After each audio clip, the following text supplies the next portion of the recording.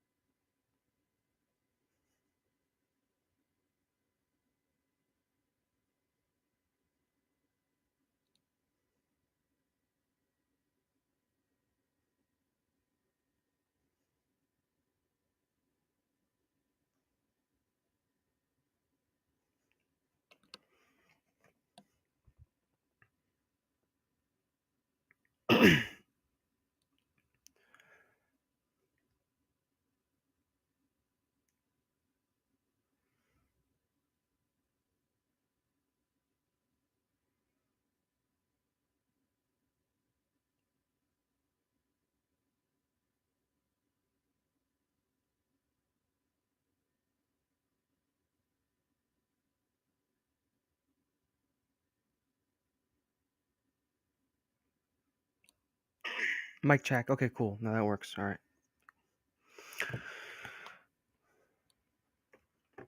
All right. Welcome back, guys. It's great to see you. Here we go. Revenge belongs to God. There was never an hour in our lives with General Patton that we were not building hatred for the enemy, but we never trained for revenge. General Patton respected the enemy and admired some of their generals. He never discussed destroying the enemy for the sake of revenge. The enemy soldiers were to be hated and killed as the only way to save our lives. We were lectured on the importance of killing the enemy to bring about the end of the war. War was a game of life and death. Men had to be trained to kill to win the war. It is true that General Patton said, "I cannot see any good reason for taking any prisoners alive." Such words were used to build up hatred for the enemy. Prisoners taken by General Patton's troops were treated better than most prisoners because General Patton's men had better than average treatment at all times. I remember one staff conference when General Patton stopped a colonel in the middle of a sentence. The colonel was reporting, "We are low on gasoline and supplies. They have plenty available if Washington would only get off their duty and get some shipments to us. We can slow down our training and get even with Washington. If they cause us delays, we can show them how to really delay a program. We can get revenge." General Patton cut the colonel's conversation. "Colonel, revenge belongs to God. We do not try to get revenge against anybody to get our supplies. Get on the phone and make Washington move. If we cannot get our supplies, we will go with what we've got. If we go out of our way for revenge, we may never get our supplies. Revenge belongs to God." General Patton was silent as the colonel sulked. General smiled and said, I am not all sure that God could be of any help in Washington, but he could do more to straighten them out than we could." Those words, "revenge belongs to God," were etched in my mind. It would be several years before I discovered the words from the Bible. These words fit the general pattern of General Patton's principles. It matched. Don't fight a battle if you do not gain anything when you win. Nothing would be gained by merely getting revenge against Washington. It could be in getting revenge we would handicap our programs. Years later, I remembered this revenge principle when I was under attack in civilian life by a political enemy who was using every trick in the book to destroy me and my professional reputation.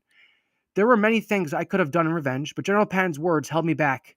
Early one morning, my alarm radio awakened me with a news program. The first story on the news was about my political enemy. My political enemy had hung himself. Revenge belongs to God. God had taken care of my enemy in a most severe fashion. General Patton's words came back to me. Leave a few things to God. Go for revenge. You may destroy yourself. Death can be more exciting than life. General Patton destroyed the fear of death with his deep religious faith and his keen sense of humor. He pictured death as the greatest thrill of life. I am convinced that he was sincere when he said that he prayed that God would take his life in combat. I remember his saying so often, "I would like to die by the last bullet fired at the last battle of the last war." In the General Patton movie, several minutes were given to portraying General Patton as having a belief in reincarnation. Never in any discussion did I ever hear him say that he believed in reincarnation. Often he said that there were no new battles to be fought. Every form and type of battle had been fought in the thousands of years of our existence. There could not be any changes in the type of battle. Only the type of weapons could change. I am sure General Patton had studied every battle reported in any of our history books, including the Bible. He spent his life visiting battlefields. For him to say, as George Scott did in the movie, "I've been on this battlefield before," did not mean that he believed in reincarnation. It meant that he had studied the battle area in great detail and had walked the ground where the battle had been fought. General Patton's daughter, Ruth Ellen Patton Taunton, is convinced that her father could recall exact details of events which happened in his other lives. She reasoned that he would remember facts which he had not read, but that would be confirmed by later research by others. She related events of her father serving as a soldier under Napoleon in the winter attack on Russia. Also, his life as a soldier in the Battle of Gettysburg. General Patton recalled experiences when serving in the Roman legions. According to their daughter, only God knows how many lives General Patton has lived.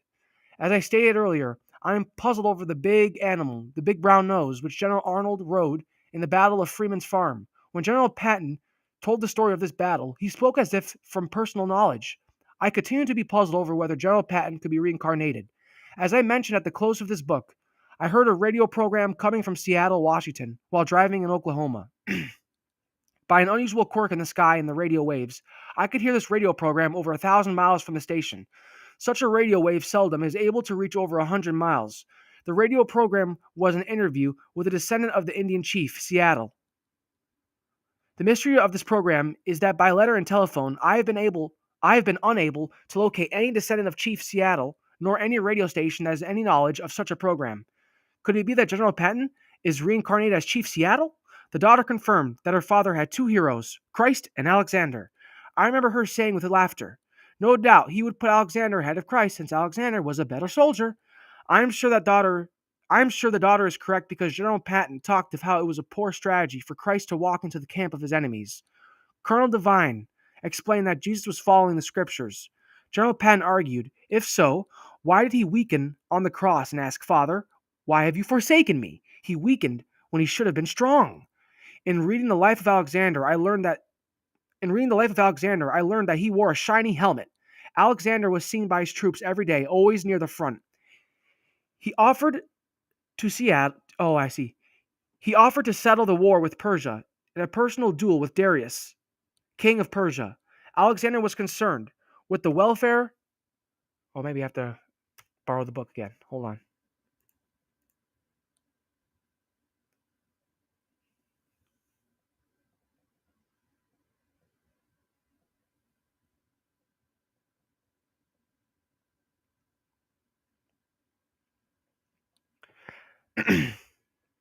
General Alexander was concerned with the welfare of his troops. General Patton wore a shiny helmet and was constantly seeking the best food for his troops. General Patton wore his pistols, and every soldier he was going. General Patton wore his pistols and told every soldier he was going to kill Hitler. General Patton talked with the soldiers and was always near the front. He did see any need for so many fine American young men to die in war. He believed the way to settle a war would be for the leaders to battle. The victor would be declared the winner of the war. To add the mystery, Alexander claimed a close relationship with Zeus, the supreme god of ancient Greece. Could it be that General Patton talked of reincarnation to generate a belief in the troops that he, General Patton, had a close relationship with some supreme power? No one could doubt that General Patton often spoke to God, asking and insisting on good fighting weather. I am sure that if General Patton gave a moment of thought to the idea that to be reincarnated would give the soldiers more faith in him and in their chance of winning, he would believe in reincarnation. General Patton seldom mentioned that he was an Episcopalian. One time I repeated President Lincoln's religious idea, namely, "I will join any church that has its only creed, the Golden Rule. That and only that church will I join and none other." General Patton commented, "That's my kind of religion." No one ever doubted that General Patton believed in God. His religion was good for all 7 days of the week. He did not limit his religion for show on Sunday, although he attended Sunday chapel services with the troops. The first Sunday we were in the Desert Training Center, General Patton ordered a church service. We did not have a chapel, chairs, altar, or anything, but we had a chapel service. The area in front of General Patton's tent became the altar with the American flag in the center of the service. Standing erect in the front row of troops for this first service was General Patton. I never heard General Patton pray. I remember him saying quite often, "Your life is a prayer." God is everywhere in all of us. This idea that Christ is going to return in nonsense? God is present in all of us every day. Remember that a true friend is a glimpse of God. No need to look up some God in the sky or look at your shoes for your sins. God is in all of us. General Patton respected our Army chaplains and had them attend all important staff meetings. He was always calling on the chaplains to get a hotline to God. During the Battle of the Bulge, when the winter weather was so terrible, he ordered the chaplain to get a prayer to God that would change the weather. This prayer is repeated. Restrain these immoderate storms, grant us fair weather for battle. Graciously hearken to us as soldiers who call upon thee, that armed with thy power, we may advance from victory to victory and establish thy justice among men and nations. This prayer was sent up on December 12th, 1944. It took God a few days to clear the weather, and the soldiers did advance from victory to victory. General Patton's religious faith came through to us in his many references to death. He knew that death was the constant fear of every soldier. Thus, he was constantly trying to destroy this fear by saying, "Did you ever stop to think how much more exciting death will be than life? We know what it is like to live on this earth. We do not know what it will be like to live after death. Take a good look at nature. No way you can fail to believe in life after death when you study nature." His lectures gave us more confidence in religion than any church sermon. We were all impressed with General Patton's knowledge of the Bible. One of his biographers wrote that General Patton could identify by chapter and verse more quotations than any international Bible scholar. For General Patton, the Bible was a series of stories of combat. I remember his explanation of fear and faith. We were nearing the longest day of the year, June 21st, 1942. Colonel Gay and I were walking towards General Patton's tent. There was a red glow on the western clouds. General Patton was outside of his tent and said, "Dang fine sunset. Makes you feel great to see such a sight. Everything hanging in balance in the universe for a sunset like that.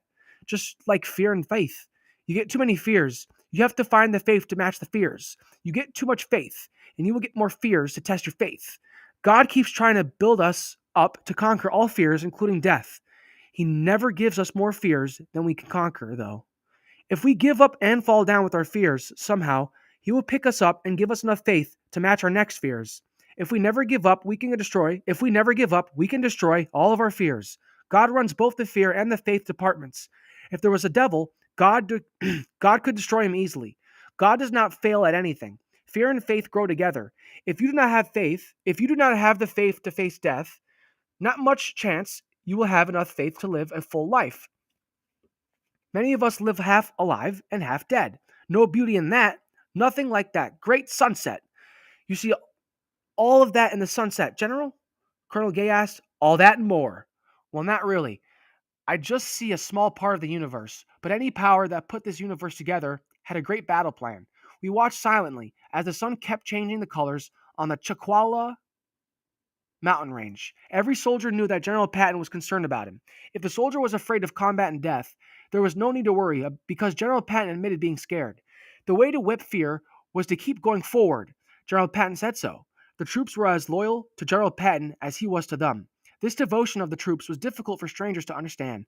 Strangers could not believe that men could be so loyal to a commander who was so hard and demanded so much.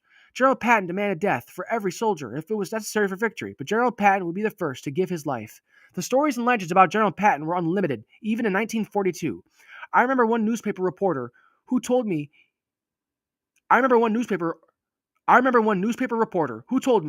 was going to write a full story on the Patton myth of the troops loving their commander. This reporter was on the staff of a large national newspaper chain. How he managed to dodge the draft was a subject he would not discuss. I was assigned to accompany this reporter for his tour of the Desert Training Center. He asked our Jeep driver to stop when he saw a rifleman jumping up and down on the starter of his motorcycle. The soldier would make a good candidate for the reporter to question about the myth of the soldier's loyalty to General Patton. After a few preliminary questions about the soldier's name and hometown, the reporter asked, "Do you think General Patton will go to heaven when he dies?" The soldier answered immediately, without stopping his efforts to start his motorcycle. "He will go to heaven if he wants to, but not until he is ready." The reporter wanted more from the soldier, hence, he continued to question, "Do you think it is possible General Patton will go to hell?"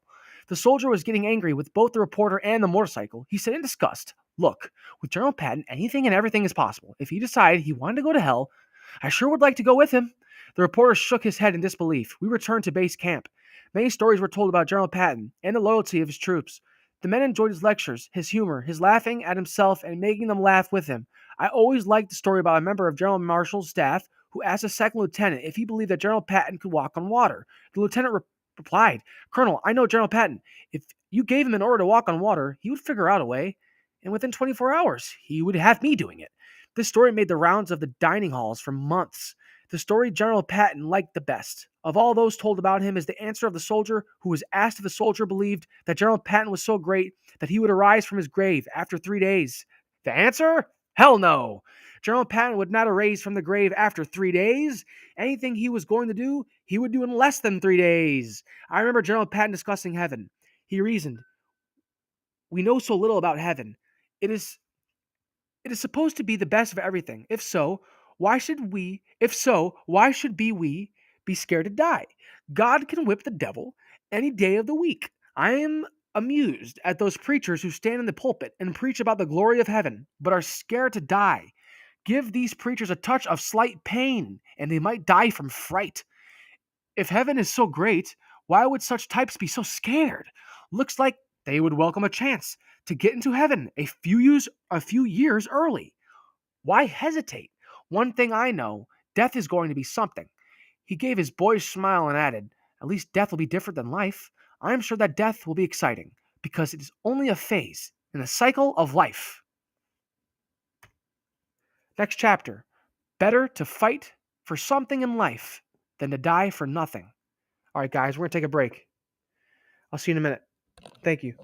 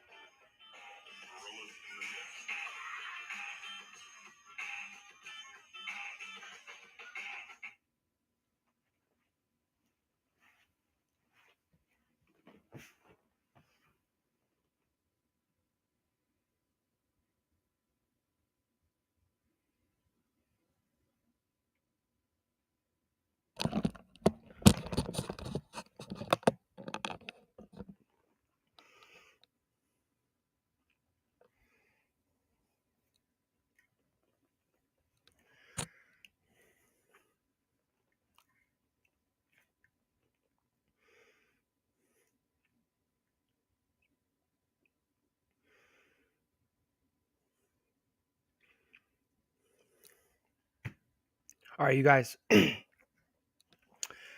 Better to fight for something in life than die for nothing. General Patton was always laughing at death, and the troops laughed with him. Many of his talks to the troops provoked laughter, but his messages were remembered. We are lucky people, he lectured. We are in war. We have a chance to fight and die for something. A lot of people never get that chance. Think of all of the poor people you know that have lives. Think of all the people you know that have lived and died for nothing. Total lives spent in doing nothing but eating, sleeping, and going to work until their retirement watch is received. Nothing to die for. We are lucky that we are fighting a war that will change the history of the world. If we live, we can put our grandchildren on our knees and tell them how we won the war. If we die, our friends will tell how we died to make life better for them. If you are going to die, might as well die a hero. If you kill enough people before you die, they might name a street after you. The troops laughed. Whether the thinking was reasonable or not, the men remembered General Patton's words. He never gave the usual commander's pre-combat talk, such as, "If we keep alert, we will all come out of this alive. Do not take any chances. We have lived through combat before and will make it through again." Such untruth was not for General Patton. He always spoke the harsh, brutal truth. Some of us are going to die, but we are going to take, but we are going some of us are going to die, but we are tough enough to take a dozen of the enemy before we go. The enemy cannot kill all of us. As long as one of us remains alive, we'll keep killing the fools. Our chances of living in war are much better than trying to live on our highways at home. We can get killed on the highway and die for nothing. I would rather be shot dead through the head with an enemy bullet than to have my head bashed into a automobile windshield. When we die in war, we will always be remembered. We will never be heroes for being killed on our highways at home. When we can take life and death and not get scared by either, we can whip anything. Today, I'm sure many would say that General Patton brainwashed his men. If so, there are many Americans that need a good brainwashing. Helping people face life and death follows the basic laws of nature. There was no brainwashing the truth of General Patton's words. Every day of life is one day closer to death. General Patton constantly stressed the cold hard truth of war, namely, if we do not kill the enemy will kill us. This is a truth which those that pray for peace do not understand. Everyone wants peace. The confusion is over whether there will be peace, where there is preaching and picketing by those in fear of death. The troops laughed when General Patton said, "When you see you are going to be killed, you might as well kill a dozen of the fools before they get you. Why not? You would save us the trouble." His timing on such remarks was perfect. You may not get killed, only shot. You may collect a bit of lead, which could cause a hole that might improve the circulation of your system. For that, Washington will give you an award, the Purple Heart. Get hit 3 times, and you can get 3 medals to wear. Get enough medals, and it'll make you stronger just to wear them around. When he made these speeches, his chest was filled with the many awards which he had received, including the Purple Heart. He said so many times. A soldier in this army will die only once. Cowards and draft dodgers die many times, every day. This last thought did not originate with General Patton, but he supported the reasoning with cold hard truth. He always attempted to face truth, grab it by the nose. I remember General Patton's words when I was with 11 combat trained fighter pilots on a train to Florida with the Advanced Flight Center at Williams Field, Arizona. We had been screened carefully to be a new breed of pilots, night fighter pilots. We would be flying at night and in bad weather. I was the senior officer of the group. We had been screened with super medical and physical examinations plus tests for night vision. All that we were told was that we would be using airborne radar. Radar was so secret, we were unable to gain even the slightest bit of information about what we would be doing. We had heard that the British had been using radar to attack the German bomber formations. We guessed that radar had something to do with radio, but we were not sure. It would be several weeks before we briefed that radar. It would be several weeks before we were briefed that radar was the code word for radio detection and ranging. We were told we would be hunting for enemy planes, always at night and in bad weather using radar. Every one of us had volunteered for this new night fighter program. We knew that some of the tests we had to take had nothing to do with physical ability or vision. Sitting alone in a black box for over an hour. Sitting alone in a black box for over an hour was a test for something we knew would be different. One afternoon on the train, one of the young pilots came to me with a problem with his local draft board. He had a letter advising him that his local draft board was drafting him for military service. The problem was his local draft board had given him the draft board classification of 4F, which meant that he was physically unfit for military service. His local draft board knew he had been in an auto accident, which resulted brain surgery. A metal plate had been placed in his head. He wanted to be in the military service, so he drove to another state and enlisted without saying a word about the metal plate. Draft boards had quotas to fill. When this pilot's hometown draft board learned he was in the service, they put his name on the draft list to help them fill their quota. They needed every name they could get. They wanted him to return and be drafted from his hometown. I remember his question to me, is there anything wrong with my being from both states? I don't care which state gets credit for my enlisting. As we discussed this problem with the other pilots, I learned that no one was physically qualified for military service. Yet, all of us had passed the physical exam for flight training and night fighter combat pilot duty. I did not have a metal plate in my head, but I had suffered a skull fracture which made me out for more days than the number of days the military would accept. One of the pilots recalled the last line of our physical examination form. Remember that last line of the physical, which the docs made us sign? My doctor put down denies all else. Wonder how much they knew. We laughed that we had fooled the doctors by refusing to admit that we had other illnesses or disabilities. Perhaps the doctors were not fooled. The doctors knew we were going on some unknown missions. They knew they had to select some fools that wanted to fight for something. Unlike General Patton, I did have any desire to die in combat. However, I would not turn away from any assignment because it was too dangerous.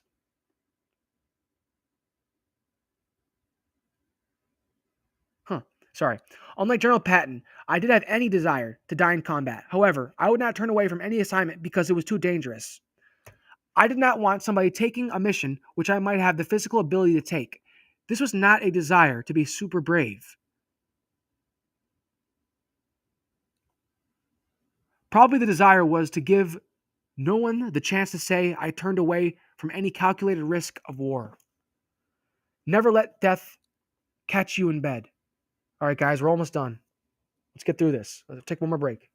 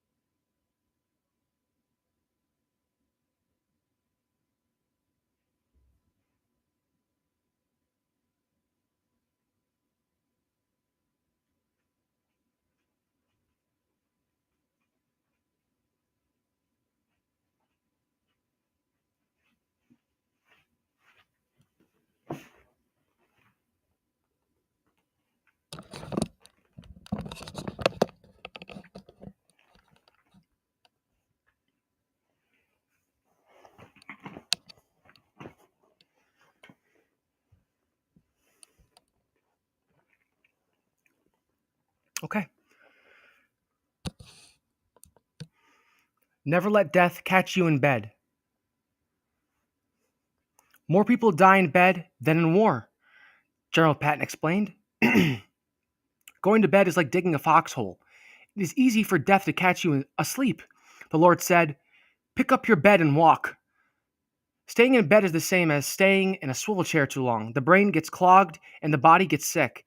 Next thing you know, some doctor will load you up with pills that are supposed to get everything back in order. Just moving around could do more for you than a whole handful of pills. The troops laughed. On the staff, we thought General Patton was pushing too far. Many years later, doctors would start having their surgical patients picking up their beds and walking a day or two after surgery. I did not see the full importance of General Patton's idea until I visited nursing homes after the war. Many of the nursing homes reminded me of General Patton's words: dash out and meet death on your own terms. It would be years before society would start thinking that perhaps people should have the right to die on their own terms, and not be nursed to death for 20 years as a vegetable. The heavy doses of sleeping pills keep their senior citizens the heavy doses of sleeping pills keep the senior citizens as immobile as potted plants. I remember General Patton saying, "A lot of people die at 40, but are not buried until 30 years later." Many people have a short tour with an illness and give up and die at an early age. They go from doctor to doctor until death catches them in bed. In 1942, General Pat was preaching that if you did not keep moving around, the juices would never get to the right places. General Patton's death was proof of the truth. General Patton's death was proof of this truth. He did not die from a broken neck resulting from an auto accident. He died from the accumulation of liquids in his lungs and heart. The juices were not going to the right places. God has sympathy for being compelled to suffer General Patton's wrath for death in an auto accident. Medical science has advanced rapidly, but there is no pill as strong as General Patton's advice: settle with death on your own terms. So few people face the truth that we have so few so few people face the truth that we all have a terminal illness, age. So many people die young and are buried years later. Many of us want to argue with death, which only hastens death. Many of us are so afraid of death that we lack the courage to have the physical examination, which could catch some terminal illness other than old age for which there is no cure. Next. Let's see here, actually. Yeah, we're good. Fear kills more people than death. When I heard General Patton say, "Fear kills more people than death," I smiled because I did not catch the full impact of his words. When I heard these words later, I noticed the troops were silent. I puzzled over how many men understood what General Patton was saying. No minister I have ever heard put life after death in such simple and blunt terms. Today, when I quote this principle, many people think the principle is as foolish as I did when I first heard it. One soldier retorted, "Death is death, isn't it?" But death was not death for General Patton. With the faith to destroy all fears, death will be a phase in the cycle of life, as General Patton said so often. General Patton's principle is in the words, "Those in fear will die 1,000 deaths." I remember General Patton saying, "A coward is always in hell because he will suffer 1,000 deaths every day. A brave soldier dies only once. Death is only a phase in the cycle of life. The soldiers told and retold many stories about what would happen when General Patton died. Every soldier knew that General Patton wanted to give his life in combat. We loved him for doing what he asked. We loved him for doing what he asked of us, and because he was so concerned about every one of us. No one expected him to last forever. The stories about his death started years before the fatal auto accident. So many times he related how much better it would be to die in combat than in some stupid auto accident. The soldiers told a story of his death before he was killed in a minor auto accident. Arriving at the gates of heaven, General Patton demanded to know where he could locate God. In the presence of God, General Patton exploded. What in the name of hell is the idea of having me die in an auto accident? How unkind of you to pick me off in an auto accident. I prayed to you to take my life in combat. An auto accident is no way for a soldier to die. Give me orders to go to hell. I do not belong here. I do not want to face my own brave soldiers who have earned their place in heaven. According to the soldier's story, God answered, if you want to go to hell, it can be arranged. General Patton saluted, clicked his heels, did a sharp about face, and walked away. God called to him. General Patton, giving your request serious thought, I want you to reconsider and stay with us. General Patton protested, I do not belong here. I am going to hell, where I belong. God protested, I do not want you to go to hell. I want you to stay. If you go to hell, it will be only a few weeks until you destroy the devil, put out all the fires of hell, and my people will leave heaven to be with you. Please, stay for heaven's sake. General Patton hesitated, so God added, and we will let you wear your uniform and pistols anytime you wish. There was another story of General Patton's death and his visit to heaven. The story was about General Patton pressing the doorbell of the gates of heaven. No one answered. General Patton pounded on the door with his fist. St. Peter finally arrived dressed in a toga. St. Peter finally arrived dressed in toga and sandals. General Patton exploded. Why were you not here at the gate? Don't you know you're assigned duty? Didn't you ever read the Bible? You belong at this gate 24 hours of the day. What kind of uniform is that? Look at your feet. You could never run a mile in such sandals. What happened to your razor? When did you have your last shave? Where's your necktie? Where is your helmet? There were so many stories. The laughter of the troops displayed the total devotion of the troops to their commander. General Patton's thoughts about death were not unlike those of Churchill, who said in 1941, it is a good time to live and a good time to die. This matched General Patton's thought that both living and dying could be exciting. I remember an evening when he compared death to gambling. Our problem is we do not understand life after death. The whole joy of life is in taking chances to build up enough faith to destroy all fears, including death. That is why gambling is so much fun. The highest gamble of life is in combat with an enemy who wants to kill you. You bet your life on that gamble. You can never gamble with any higher stakes. If we did not have wars for men to gamble on, we would find something else. I remember Colonel Gay asking, where does gambling on fast women fit into that system, General? Many men die from chasing fast women. Hap. Colonel Gay's first name was Hobart. His nickname among his rank and higher was Hap. I always called him Colonel. General Patton continued, what do men do when they have a lot of money? They gamble on women, fast cars, hunting wild animals, or something where there is a chance of death. Look at our millionaires who race speedboats. Why do young kids take chances on driving fast cars? They want the thrill of facing death, the greatest thrill of life.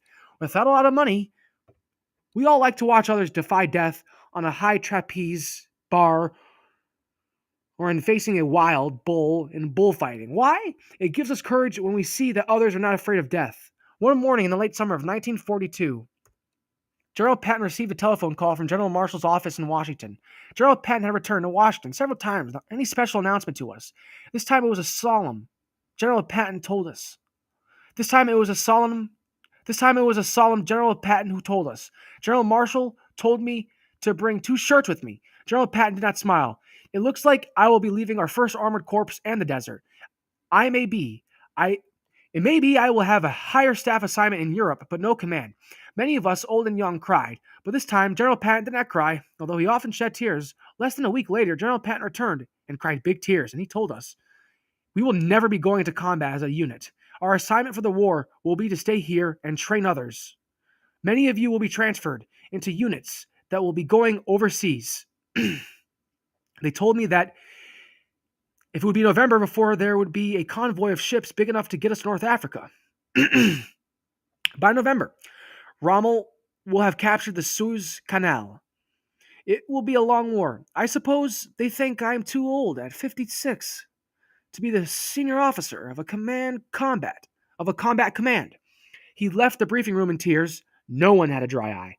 The next day, he asked four of us, all the lieutenants on his staff, to come to his office.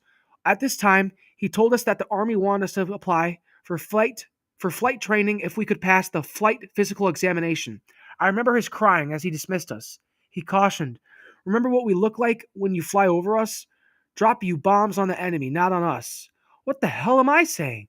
I'll, st- I'll still be here in the desert training troops. We protested leaving, but General Patton advised, "This is no place to be when the fighting is on the other side of the ocean, not for young officers." Some historians report that General Marshall... Oh boy, sorry guys. Facebook. I'll turn off my notifications next time. My bad. Some historians report that General Marshall wanted General Patton to be second in command of the task force, which landed in North Africa in November. General Patton refused the command because the troops which would be involved were not ready for combat. Also, General Patton wanted our 1st Armored Corps to join in the invasion since we were trained for the desert. After General Patton left the briefing room in Washington, it is reported that General Marshall spoke to his Pentagon staff. "We need General Patton's motivation for this task force, but don't worry. Patton wants a combat command. He knows this could be his last chance to get a combat command." According to the historians, General Patton called General Marshall and agreed to take the second in command for the North African invasion with poorly trained troops. Our staff never knew of this call to Washington by General Patton. It is unimportant what actually happened. In a few days, General Patton was ordered back to Washington. The last evening, I was with General Patton and Colonel Gay, and we discussed that Carolina maneuvers. The last evening, I was with General Patton and Colonel Gay. We discussed the Carolina maneuvers and the capture of General Drum. Colonel Gay had never heard the story of the movement of the fuel by rail and the anger of General Drum. On the way back to our tents, Colonel Gay commented on the capture of General Drum. Drum kicked General Patton off a polo team in Hawaii for swearing too much. As I have been told, Drum was the commanding general of the military post. Drum did this in front of the whole crowd of people watching the game. Drum told General Patton to ride off the field. Patton saluted and obeyed. As Patton rode off the field, so did all of the polo players, including the opposing team. Drum had to call all of the polo players from the stables. All of the players vowed they did not hear General Patton swear. Patton was a captain at the time, I believe. The game was started again with General Patton playing. This increased General Drum's anger over General Patton's getting such support from the public. Drum was of the old school that wanted to keep everything the same. Drum did not want to see that an armored tank was a better weapon than a horse. Several months later, as I related earlier, I was preparing to transfer my duties as squadron commander of a night fighter pilot training squadron. Our mission in the training squadron was to train pilots and radar observers in the best use of the Black Widow, the plane designed for searching out and attacking enemy planes at night. Our training was primarily in the courage to fly at night and in bad weather. The first planes we had were converted, A-20s called P-70s. The next plane was the Black Widow, which looked big and dangerous, with 4 rapid-firing 20mm cannons plus machine guns. The problem was, it was a single-seater aircraft, with no chance for a pilot to get any co-pilot time before flying solo. The first pilot had to learn the tricks of the plane on the first solo flight. As the commanding officer of a new Black Widow squadron,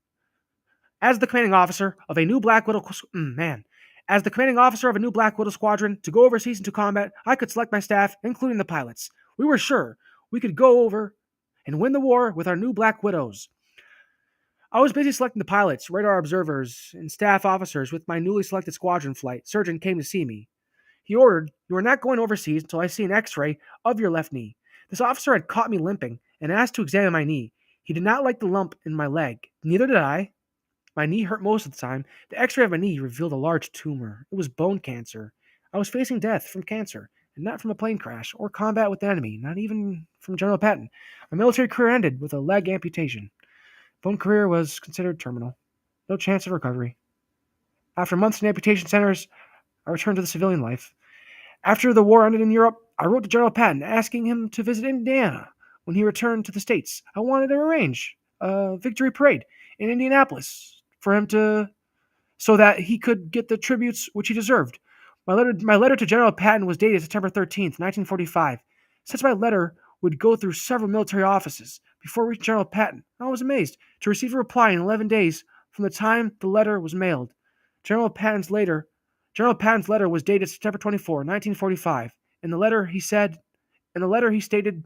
"Many thanks for your good letter of 13 September. I am, unfortunately, completely unable to make any commitments for the future at this time, as I have no idea when I shall again be in the United States. With all good wishes on your return to civilian life, I am very truly yours, G.S. Patton, Jr., General." Signed. 6 days after General Patton wrote to me, he was relieved of 6 days after General Patton wrote to me, he was relieved of command of this. Oh my gosh. 6 days after General Patton wrote to me, he was relieved of command of his Third Army, the army which had won the war in Europe. I am sure he knew on September 24th that he was going to be removed from command of the Third Army. Several years later, I learned from General Gay how discouraged General Patton was during this period. General Gay was General Patton's chief of staff in all of the campaigns in Europe. General Gay confirmed that General Patton typed some of his own letters by the Hunt and Peck method. My letter did not have any initials of any clerk typist. This letter would be my last contact with General Patton. About 60 days after General Patton wrote to me, he was riding with General Gay when they were in a minor auto accident. General Patton's neck was broken and falling forward into the front seat of the automobile. There are many stories that General Patton was murdered by some of his enemies. These stories are not true. After the accident, General Patton was taken to a field hospital, which was an old cavalry barracks. His hospital room was no wider each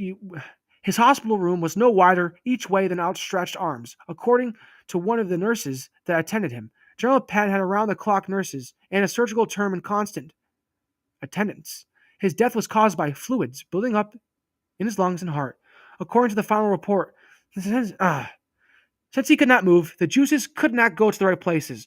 The words he gave to us so many times. Several years later, General Gay was stationed in Chicago as the commanding general of our Fifth Army. Without an appointment or a telephone call, I stopped at the Fifth Army headquarters and asked to see the commanding general.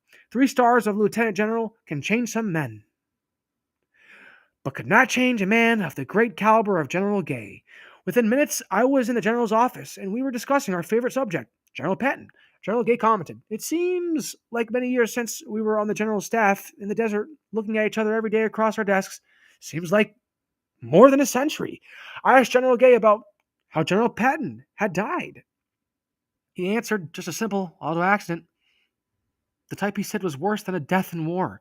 All that stuff about the general being assassinated or murdered is pure latrine rumor. God knows he has had more serious accidents and being thrown from horses. I was with him at the time and was with him all the way to the hospital. There was no possible chance he could live. I remember his saying immediately after the accident, "Hap, I am paralyzed. I cannot feel my hands or feet. I am sure this is it for me." We discussed the death of General Patton's aide, Lieutenant Jensen, our friend who was killed in North Africa. General Gay talked of the many problems with the invasion of Germany. He always talked slowly and reviewed every word before he spoke. General Gay said, "The general told me he had received a letter from you. It was the first we knew were out of the service with a leg amputation, except for his family. The letter he wrote to you could have been his last personal letter. I said I was so sorry to hear of the general's death. I repeated the old story the troops told of General Patton, reprimanding God for having him die in an auto accident." General Gay did not speak for several seconds. He was silent again. I am glad the general died when he did. God knew best. My mouth opened in shock. General Gay continued, "Do not get the wrong idea. I was as sorry as any. We all lost a great man, and I lost my best friend. Let me explain why God knew best. The auto accident was when we were on our way to a game reserve. The hunting trip was my idea. I needed to talk to him away from the office. I wanted the general to retire from the service and return to the States. This is when he mentioned your name. Said you wanted to return for some tribute from the state of Indiana. He did not oppose me on retiring from the service, but he said he intended to resign and not retire. During his last days, His mind had been wandering over the many battles. You remember how he could you remember how he could cry with tears running down his face? Well, he cried when he recounted the thousands of lives that had been lost because of the delays in pursuing the enemy. Yes, we were short of rations, gas, even maps. You see, the general was preparing to write a book about the war. He wanted to document the campaigns and the unnecessary losses caused by the Allied command playing the war like a political chess game. I agree with all that, he said. His conclusions were correct, but I did not want him to go through all of it again in writing a book. I reasoned that he could lose the favor of the American people who loved him. He argued with me and talked of the many political leaders who made the trip to Europe to ask him to run for president. Both parties wanted him. Do you remember what he said about politicians when we were in the Desert Training Center? I answered, I remember his saying several times that I was foolish for running for political office, and that he would never be so foolish. Yes, he said that, but if he had lived, he might have changed his mind. He was so intent on giving the truth to the American people. Honestly, I think he could have been elected president. God knows he had enough money to run a national campaign. I told him he was too honest for politics. You know, he could never keep from speaking the truth. Never could, and never did. I'm sure he would have had a miserable I'm sure he would have had a miserable time in politics, and I told him so. I mumbled something in agreement. General Gay did not speak for several minutes before finishing. The general listened to me, but he did not agree. My only success was getting him to agree to take this fatal hunting trip. General Gay turned around in his swivel chair with his back to me. General Patton would have been angry if he had caught me with the tears in my eyes. I could see General Gay was drying his eyes before he spoke again. Well, Williamson, God has my sympathy. I am sure the general raised hell in heaven if things were not moving properly up there. And in the silence which followed, I knew there was something which I could say, but I could not find words. I finally said he missed the slope down. He missed the downslope, and I'm glad. Remember how we talked of preparing for the downslope every time the top of success was reached? I'm glad God took him at the top of his success. Again, we were silent as General Gay turned his chair around to face me, saying, The longer I am in the States, the happier I am that the General never returned to see our society as it is today. A secretary came in for the third time to say that they had people holding on the telephone for General Gay. I left the room. I should have saluted, but we did not speak because we were both crying. It was my good fortune to visit with General Gay in El Paso a year before his death. At the time, General Gay was in the hospital from a fall on slippery sidewalk. We refought the war and our experiences together. General Gay's memory of General Patton's death was exactly the same as he had reported in Chicago. My memories of General Patton and his principles have influenced my life. Twice, I have been sentenced to death by doctors for bone cancer. At such times, I remember General Patton's words: Live until you die. Death will be more exciting than life. If you can take death, you can enjoy life. Death is only a phase in a cycle of life. Many times I have followed his principles and turned away from feuds in politics, church, and family because nothing would have been gained by winning. I fought some battles with government officials who failed to remember that the people of the United States are sovereign, not political leaders. To use a General Patton quote, I killed a few skunks in the government who were digging under the front porch of our house, the Constitution. When I won the battle, when I won a battle, I was ready to be attacked, remembering General Patton's advice. When you are on top, there is no place to go but down. I treasure the hours I spent with General Patton. I remember his asking me if I'd hate a man to prosecute him in court for some criminal act. We agreed that in combat in war or combat in the courts, we had the duty to do what we had to be done. We agreed that in combat in war or combat in the courts, we had the duty to do what had to be done, whether with hate or without hate. We discussed how necessary it would be to find a way to turn men off from killing when the war was over. I remember his saying, it may be harder to turn our fine American young men into peace loving citizens than it is to turn them into killers. All right, next we'll do History Will Give Him Tributes Forever. All right, guys, we're almost done with this book. We're getting there. Another break. Here we go.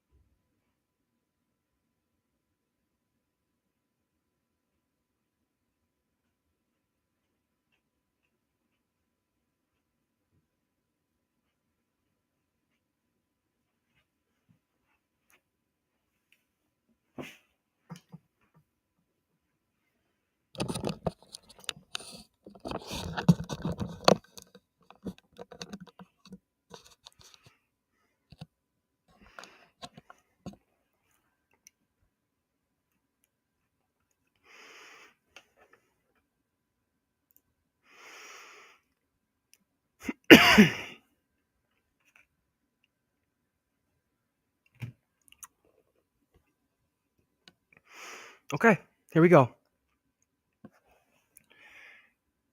Oh, actually, I do want to check one thing.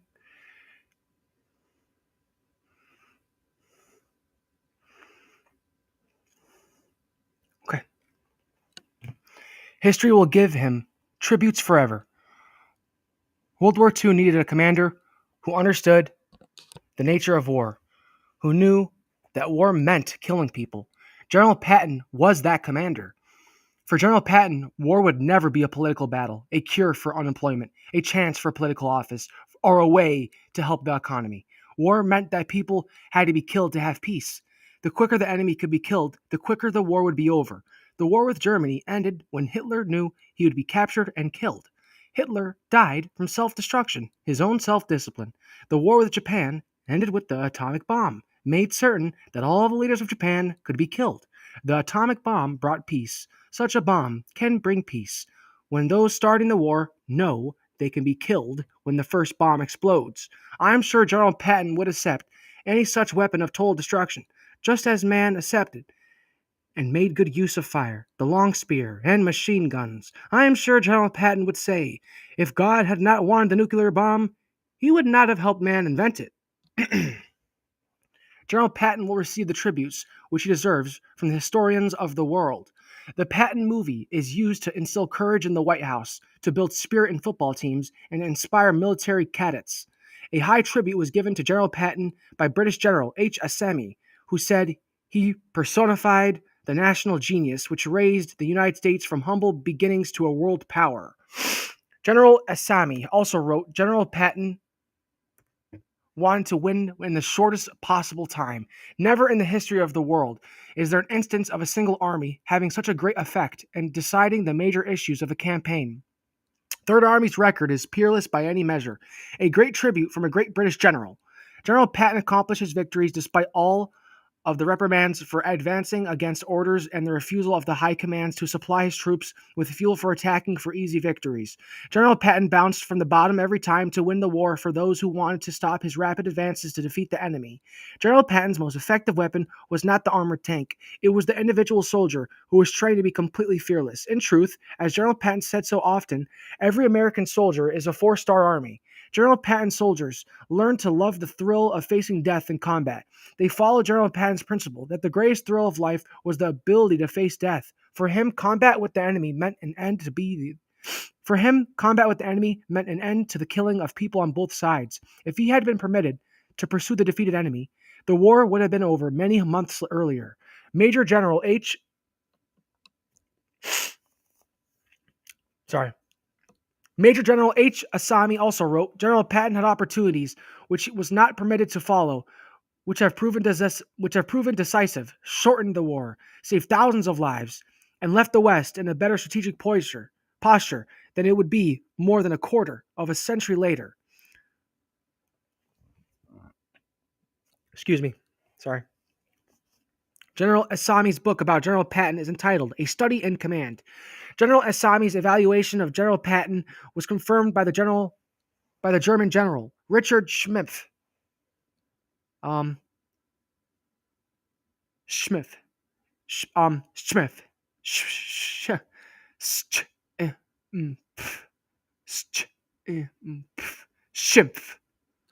I can't even say it. I'm sorry. I'm not trying to be rude at all. I'm just trying to be nice, actually.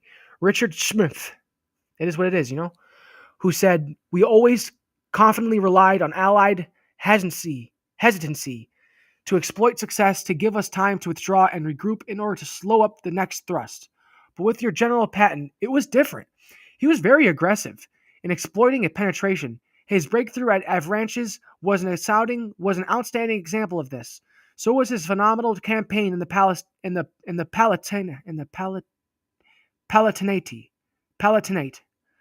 There is no question if your Third Army had not halted before Metz in September, it could have penetrated the Siegfried line very quickly and been on the Rhine in a short time.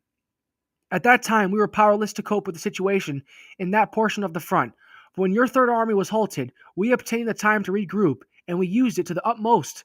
General Patton is buried in Luxembourg with his troops with the same cross as every other soldier. The crosses give the name, rank, serial number, and organization of the soldiers. General Patton's cross states George S. Patton Jr., General 02605, Third Army. Nothing on the cross indicates that he was the commanding general. He would want it that way. He is serving with his men and not over them. Several times his grave has been moved to a larger area because so many were visiting his grave that the grass and grave markers of the other soldiers were damaged. The governments involved in this change could never get permission from General Patton to move his grave away from the soldiers. I'm sure God was scolded, in no uncertain terms, for permitting the grave to be moved. Years after his death, I talked with General Patton's son and daughter about moving their father's grave to the United States. They replied, "We have discussed this many times with the family. The gravesite cannot be changed."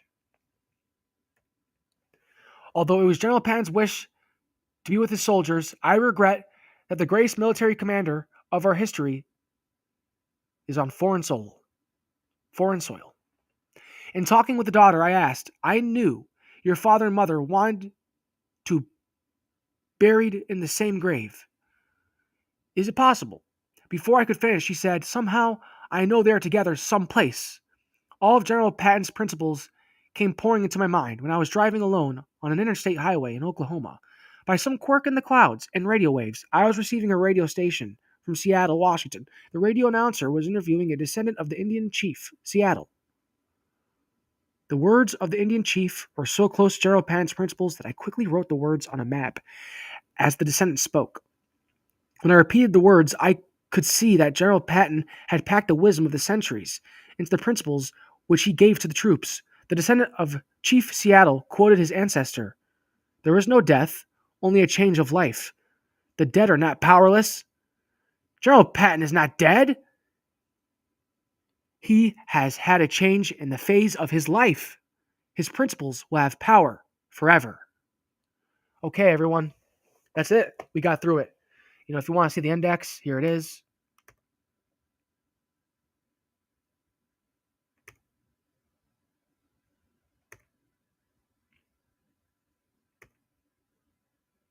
Acknowledgements. I acknowledge appreciation to so many for the encouragement to write this book. To General Patton's daughter, Ruth Ellen, for facts and for her endorsement. Your book is the best about my father. To General Patton's son, for his review and comment. My dad would be so proud to have his principles sorted out by you. To the lady who came to me after my luncheon and address for a Tuscan club who said, "Thank you for giving General Patton's ideas about death. I will always remember the words. Death is only a phase in the cycle of life. I buried my husband last week. I can go on with my life now." To Dr. Joe Bettridge, pastor, St. Andrew's Presbyterian Church, Tucson, Arizona, for the quotation, "When sins abound." To the editors of South Bend Tribune, for the information about the soldier slapped by General Patton. Photo credits to the following: Major General George S. Patton III. Sorry, it just says 3. The son of General Patton.